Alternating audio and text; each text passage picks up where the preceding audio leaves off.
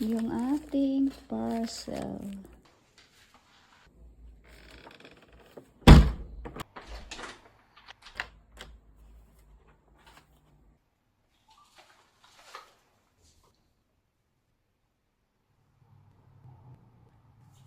Ngayon ay mag-unboxing tayo ng ating magnetic phone holder.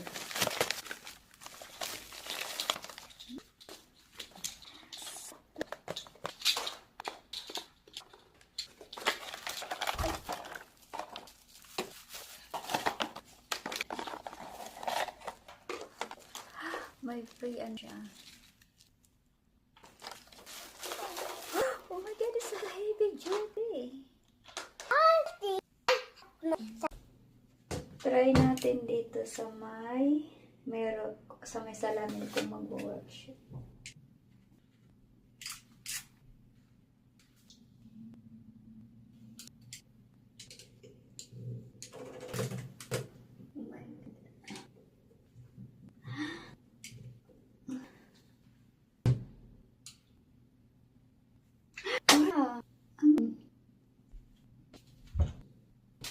Pwede siyang mag-landscape. Tsaka pwede natin siyang i-move pag baba mo siya. Tigas nito. Oh. Grabe, baka mabaklas ko yung salamin. Oh my god, ang tigas. Ang tigas. Ang tigas. Ala, ang tigas niya. Baka nailap mo masyado. Ay, pwede pala siya ganito din. Aray ko, ang tigas. Nailap ko ata. Masyado. God, ang tigas. Dapat ako tanggalan na. Ito naman natin ito try sa my tiles. Tignan natin. Oh my god! Oh no!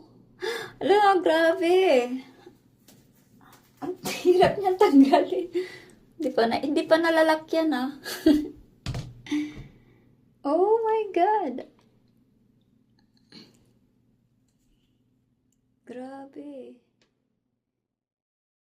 At saka ano siya guys, washable pa siya. Pwede mo pa siyang hugasan. Babanlawan mo siya. Tapos, syempre patutuyuin mo muna bago mo ulit siya gamitin. So, titignan natin yung kanyang charger. Charge natin siya dito.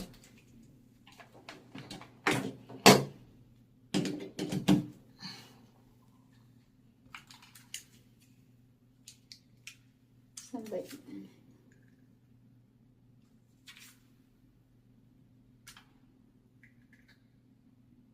Tama ba? Wow! Ang galing. Ito try natin sa my wood.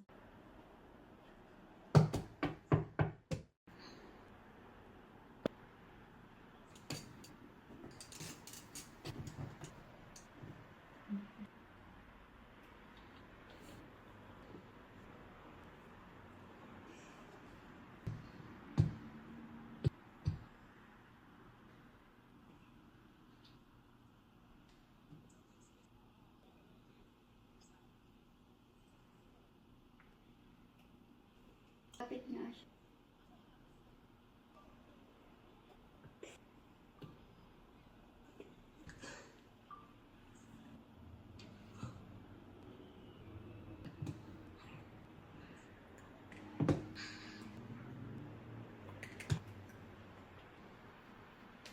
Kumakapit pala talaga siya sa wood. So, pwede pala siya sa ito, ay color. Mamay boy. Mamay. Asin kahoy talaga to dahil nakita nyo naman. Ano to, door ng CR or bathroom. In.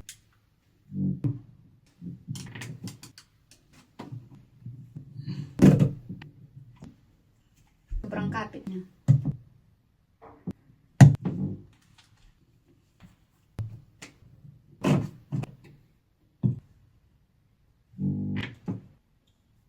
No? Kapit na. So talaga siya solid.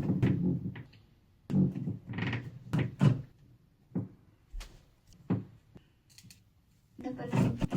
Talaga yung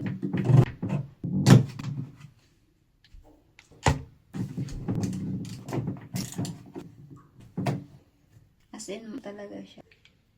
Ito yung extra natin, yung frame niya. So, ito ay gagamitin ko sa may sa may Reno, sa may upo ko kasi wala siyang magnetic. So, ito naman ay gagamitin ko sa may kitchen.